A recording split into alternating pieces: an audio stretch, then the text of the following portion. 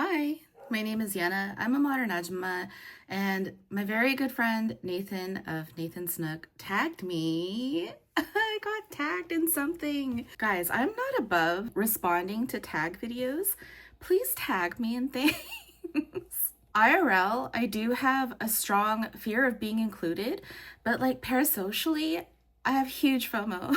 Yes, I love it when I am tagged in things. So, Nathan tagged me in his mid-year, oh, what is this called?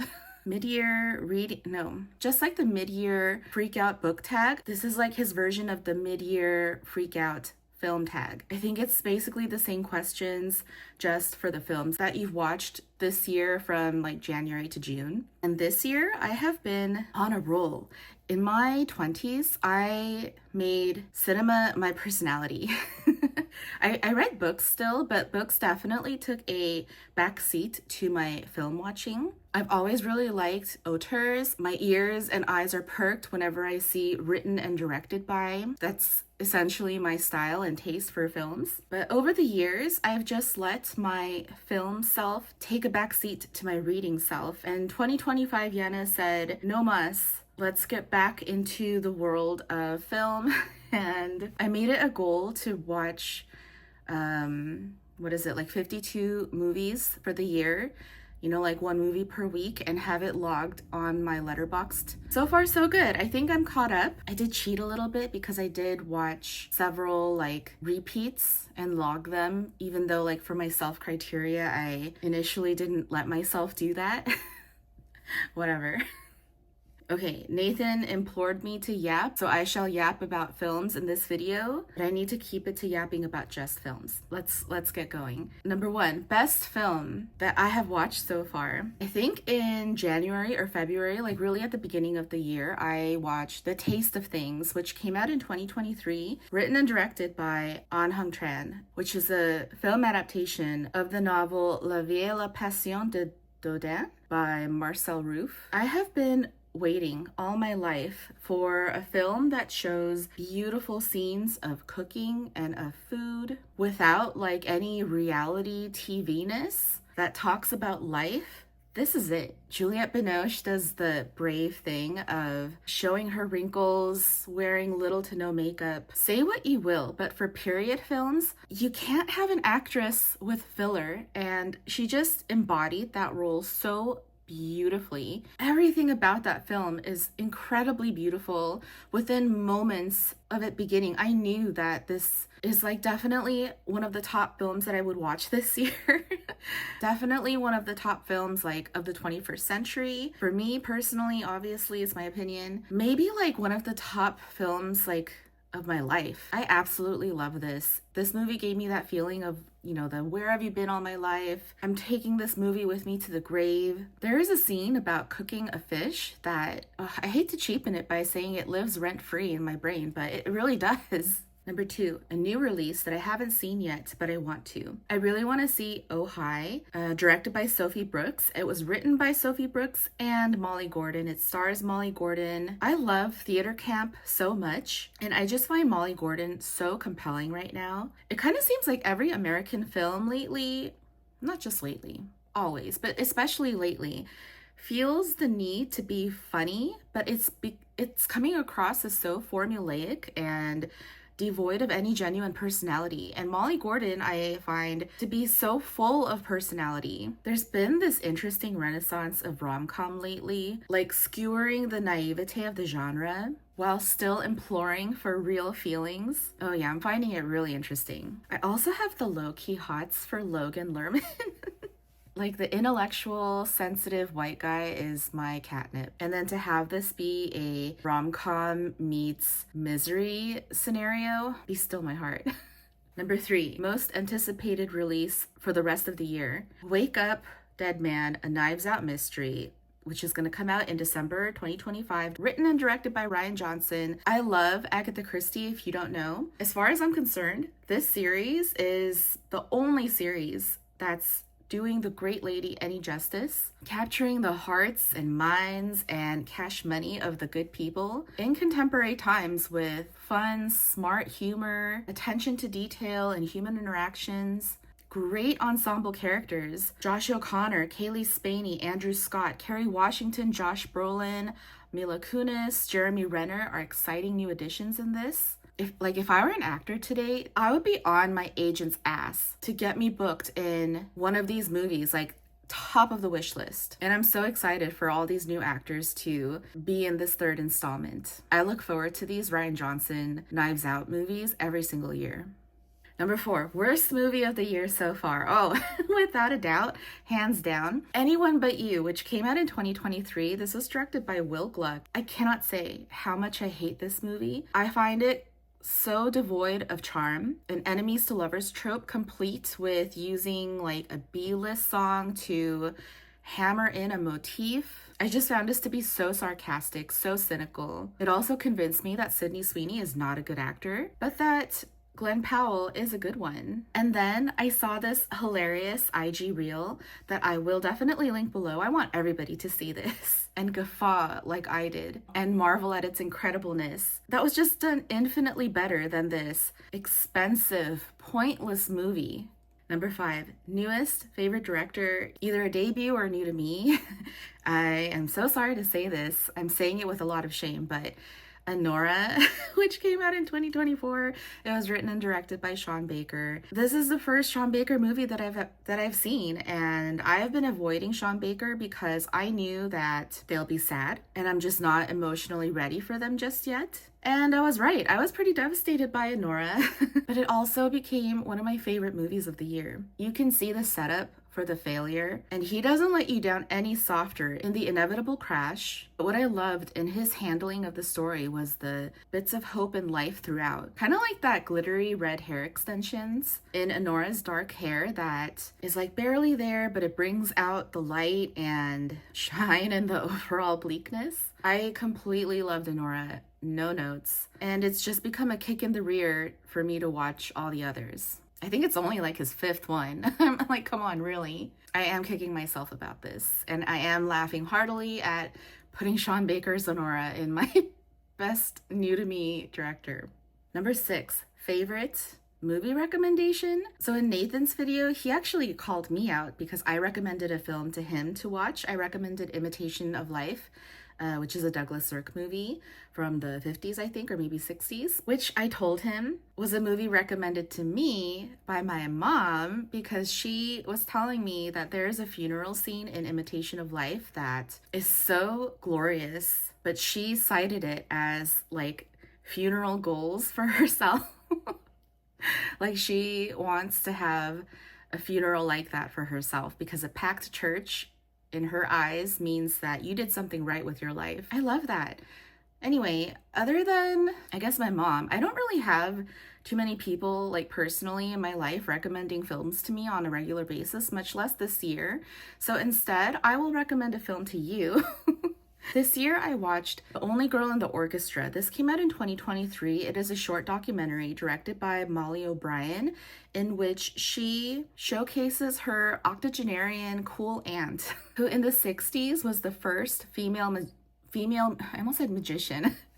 She might as well be the first female musician in the New York Philharmonic, which I found to be doubly fascinating because I'd recently gone to see Cho Sung-jin in concert on his Revel tour with my parents, where he played with the full orchestra, and I noticed all the double bassists were men, which I guess makes sense because what a large instrument. I went into a fun debate with my parents. Which orchestra member would you be? Like my mom was saying that she would be one of the violins. This makes total sense for her. She's a Sagittarius. She has big group energy. She is proud to be a cog in society.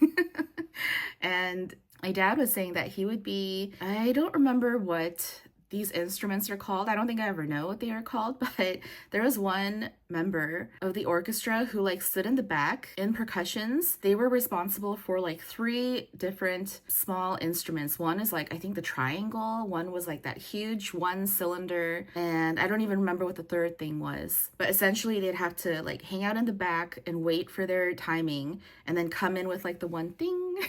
And so that's what my dad would want to be, which again makes total sense for him because he's such a behind the scenes, don't want to be in the spotlight under any circumstances, but he does want to have like his one moment to shine.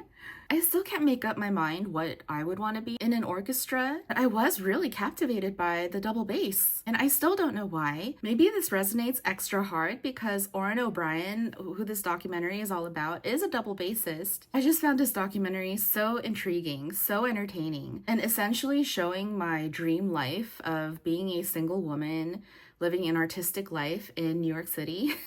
Just living her life to the utmost, seeing all the books and records in her apartment, how she spends her days, and she spits out some great truths. You're a support for what else is going on.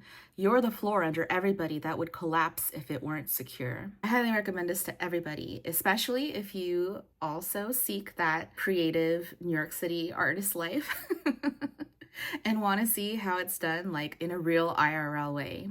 Number 7, what is a movie that made me laugh the most? I laughed so hard at Conclave, which came out in 2024. It was directed by Edward Berger. And this also happens to be a film adaptation of the novel Conclave written by Robert Harris. I found this to be so fun, so silly, Housewives of the Vatican, catty drama, replete with sumptuous velvet and silk robes and skull caps. And I think the movie only works because it was done in this tone. Like, had it been a self-serious prestige drama, it would have been laughable in a bad way. It also just feels extra good to laugh with the stunning cinematography. That umbrella shot is so swoony. That playful score that serves the tea, that take that tone of the ending.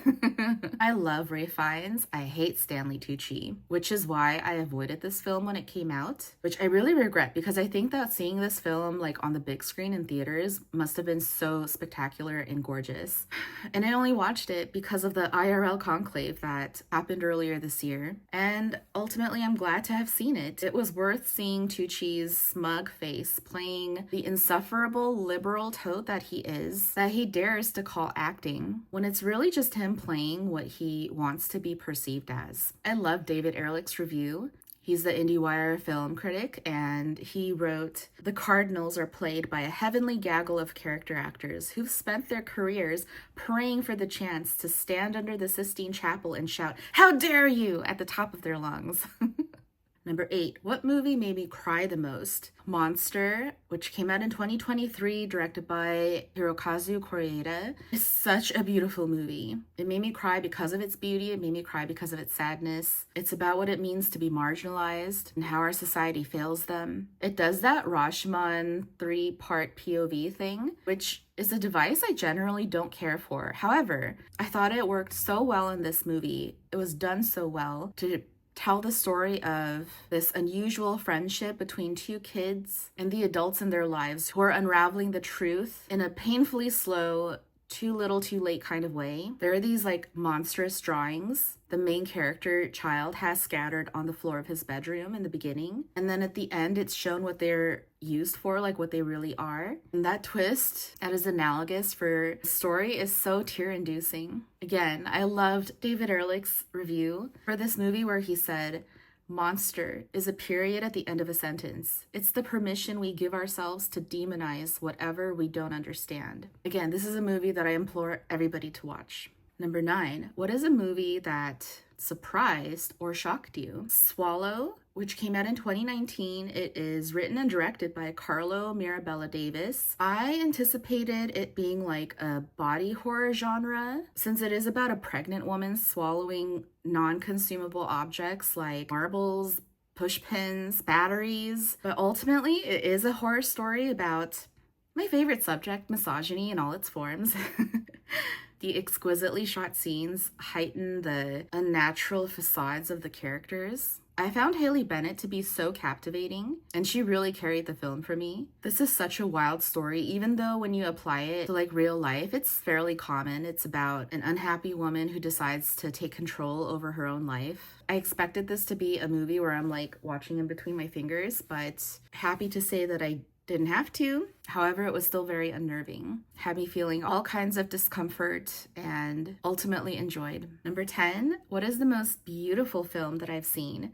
K-pop Demon Hunters, which came out 2025. This was directed by Maggie King and Chris Applehans. This isn't just visually stunning like Spider-Verse, since both films are made from the same studio, but my eyes just could not believe that it got the same creative, meticulous treatment for, of all things, Korean culture, both historic and contemporary. Even the manhwa details of like when they do their angry passion faces, like the texture is captured so well, like the red maple leaves in the free scene, the soft sunny glow in the city when like everything is going right and feeling good, the rom-com subversion of the meet cute, their clothes and their styling, the inherent shame that they all possess and carry inside themselves, and addressing that as the main point of the story. It was damn beautiful to me as a Korean American millennial who grew up feeling ashamed and seeing others feeling the same way but being positive about it.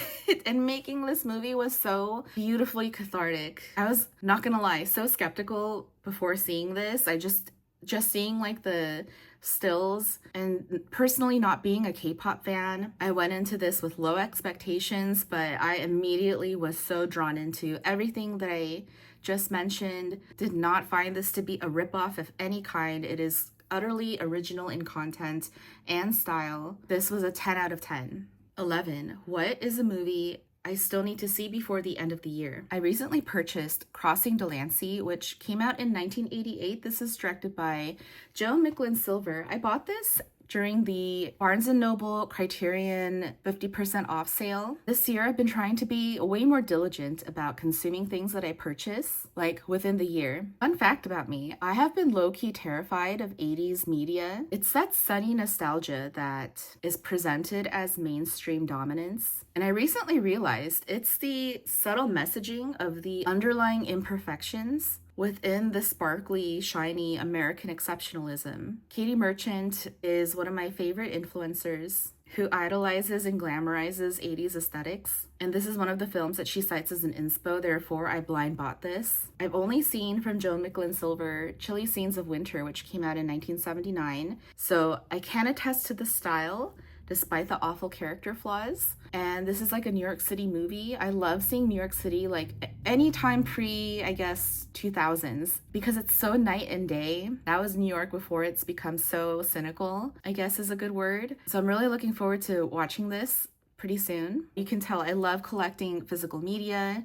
I love collecting Criterion Collection Blu-rays. I love the art that they always choose for the covers. Movie design packaging is a lost art. One of the reasons why you buy a Criterion film in physical media is for these booklets that have like an essay about the film. There's also always like behind the scenes special features, which I love to watch. One of the worst things about movies made right now is that if it's purchased by like a big streaming service, you know, like Netflix or Amazon Studios in particular, they won't really have a physical rollout of the film, like a physical Blu-ray or DVD of the film, because they want you to just watch it via streaming and pay for the monthly services. And so they won't make a beautiful object like this. So whenever it is made for a movie that I have interest in or that I love, I feel like I have to protect it, like capture it and protect it in my zoo of collected physical media.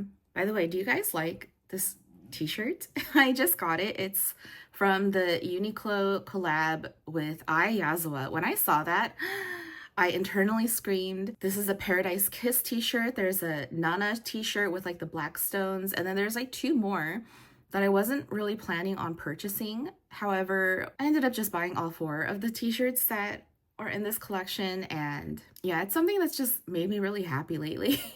Like, I'm really excited to see all this book content leaking into the rest of the culture. So many of the movies that I talked about in this video are screen adaptations of books. I can't help but think that BookTube is a big part of it. BookTube, book talk, book social media. And the more people read books and talk about them and hype them up, I genuinely feel will make a positive change in the world. I don't know how this video got so Pollyanna all of a sudden, but this is technically a tag video. I don't really know any other booktubers who watch a lot of films. If that is you, please do this video, tag me, tag Nathan in it. If you have answers to any of these questions, please let me know in the comments. As much as I love talking about books, I'm really excited to get back into talking about movies as well. So thanks, Nathan, for giving me that second kick in the butt for me to finally do so. A couple years ago, I also made a A24 film tag that I'll also link down in my description box. But I think other than that, this is like the first time where I really talked about just movies in a video of mine. I hope to not let this be the exception. I hope that this keeps reoccurring. Let me know if you also are interested in movies and if you'd be interested in seeing that. And thank you so much for watching. I'll see you again very soon.